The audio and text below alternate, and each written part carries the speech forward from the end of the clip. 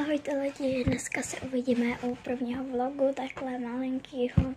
No a chci vám ukázat, co jsem první asi dostala. První jsem otevřela jeden a to byl první, co na mě vyskočil Labubu.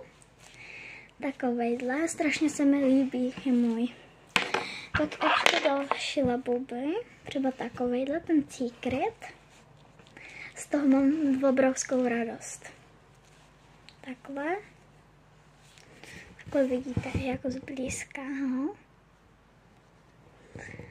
Výborný Labubu. Pak máme další, já to nedělám podle řadě, ale ty dva, co mám, tu ten a tu ten, tak ty byly první, co jsem otevřela. Pak ten mám takovejhle hezký Labubu.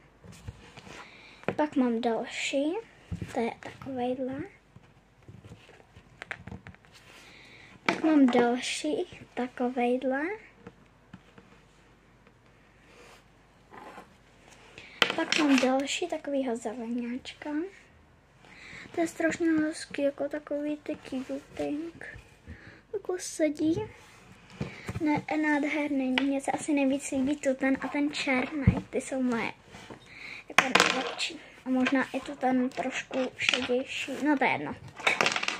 A pak ještě jsem dostala takovýhleho kolovýho. Takový vánoční, tady tu čepičku má, takhle vypadá nějak. Takové. Je to roztomilý strašně moc. A pak mám ještě další tu toho. Mám takovýho. To je taky hezký. A pak mám posledního. A to je takovejhle.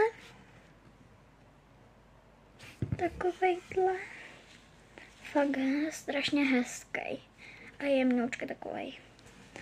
Tak a tu všechny Labuby se s váma loučí i já. Všechny. Já se s váma taky loučím. A u dalšího videa se uvidíme. Tak ahoj. A další Labuby vám ukážu na dalším vlogu. Sledujte mě. Ahoj.